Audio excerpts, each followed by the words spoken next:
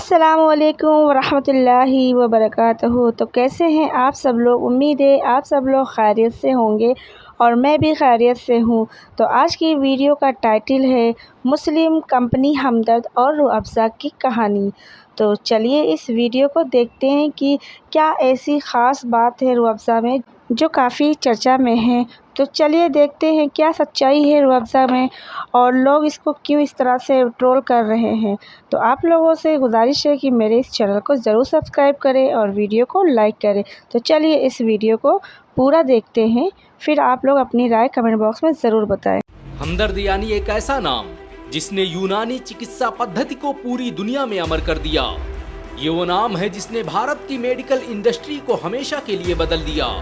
हमदर्द ने आज से 100 साल पहले ऐसी दवाओं और ऐसे शरबतों को ईजाद किया जिनका आज तक कोई मुकाबला नहीं कर पाया है।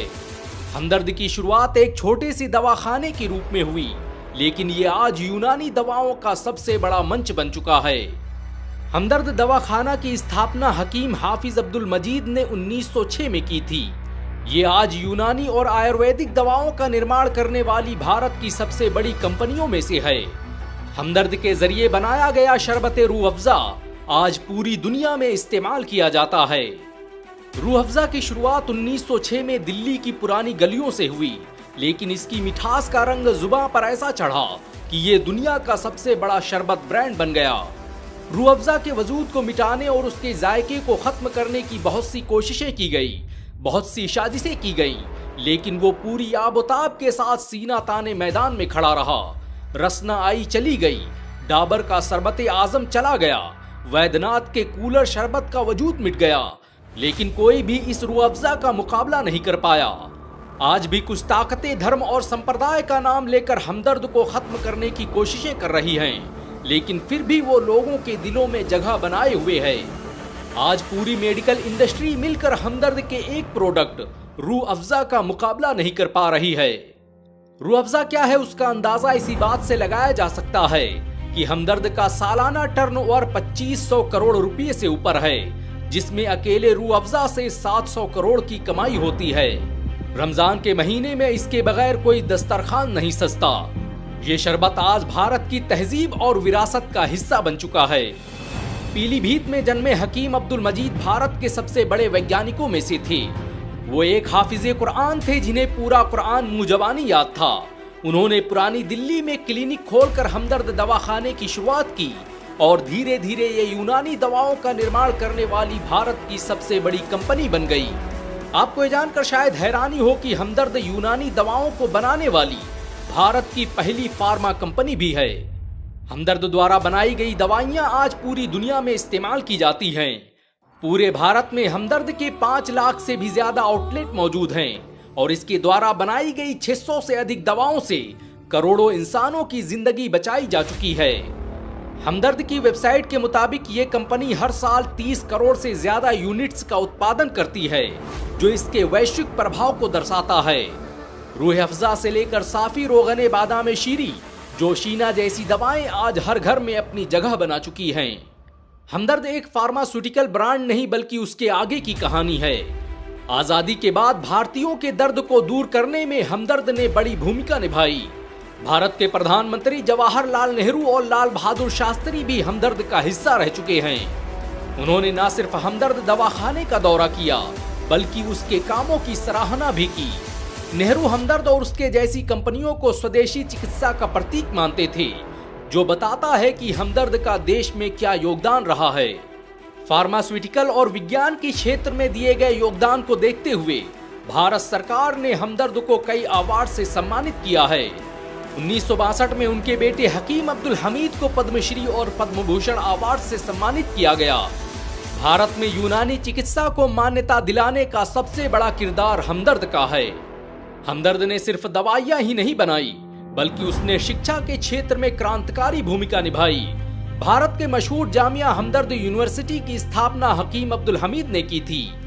जामिया हमदर्द शुरुआत में हमदर्द तिब्बिया कॉलेज के नाम से जाना जाता था, जिसे 1989 में यूनिवर्सिटी में तब्दील कर दिया गया। इसे भारत सरकार द्वारा 2019 में इंस्टीट्यूट ऑफ एमिनेंस के अवार्ड से भी सम्मानित किया जा चुका है।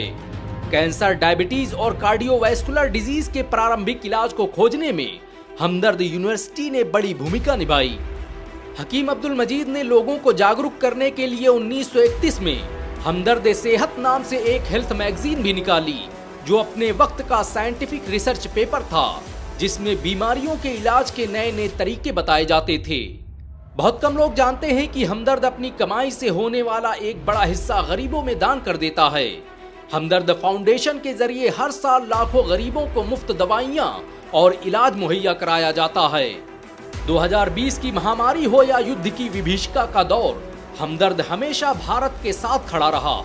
हमदर्द एक ब्रांड के रूप में भारत का ताज बन चुका है। बहुत कम लोग जानते हैं कि हमदर्द दवाखाना एक वक्फ संपत्ति है, जिसकी कमाई से भारत के बहुत से स्कूल और कॉलेजेस चलते हैं। भारत के मशहूर Hamdard public school, Hamdard institute of medical science, Hamdard college of pharmacy, Hamdard Unani medical college, Majidia अस्पताल, रुफैदा कॉलेज ऑफ नर्सिंग के अलावा HAHC सेंटेनरी अस्पताल हमदर्द दवाखाना द्वारा ही संचालित किए जाते हैं। हमदर्द का मतलब है दुख दर्द का साथी, और इसने अपने नाम की तरह ही हमेशा लोगों के हर दुख दर्द को दूर करने की कोशिशें की। ये उसके खिदमत खल्क का ही नतीजा है कि आज हमदर्द की दवाओं की मांग तेजी से बढ़ रही है। भारत से लेकर बांग्लादेश, सऊदी अरब और अमेरिका जैसे देशों में हमदर्द एक बड़े ब्रांड के रूप में स्थापित हो चुका है। एक रिपोर्ट के मुताबिक हमदर्द 75 से अधिक देशों में अपनी दवाएं निर्यात करता है, जिससे भारत सरकार हर साल करोड़ों अरबों की कमाई करती है। हमदर्द अपने रिसर्च और डेवलपमेंट पर हर साल करोड़ों रुपए खर्च करता है। ये भारत का अकेला यूनानी ब्रांड है जो हर साल लाखों टन जड़ी बूटियों का इस्तेमाल करता है। हमदर्द ने कई ऐसे नेचुरल प्लांट स्थापित किए हैं जहां पर जड़ी बूटियों की खेती की जाती है। हमदर्द के पास 200 से अधिक वैज्ञानिक और रिसर्चर मौजूद हैं, जो अल्जाइमर, कैंसर और दुनिया की खतरनाक बीमारियों के इलाज पर रिसर्च कर रहे हैं। हमदर्द पिछले 100 सालों से धर्म, पंथ और संप्रदाय को देखे बगैर लोगों की खिदमत कर रहा है। हमदर्द आज भी हकीम अब्दुल मजीद के उस मिशन को आगे लेकर बढ़ रहा है, जिसका मकसद था कि पैसे के अभाव में कोई भी गरीब इलाज से महरूम न रहे।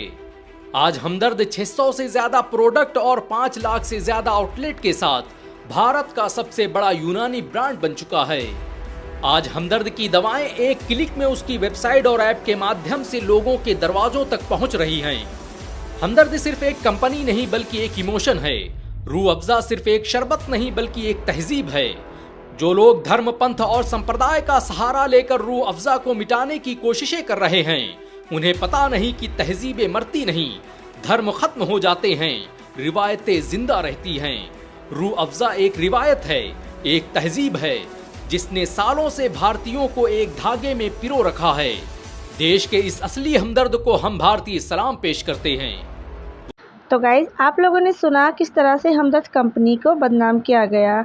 खुद के प्रोडक्ट को सेल करने के चक्कर में दूसरे के प्रोडक्ट को प्लीज़ बदनाम मत करें।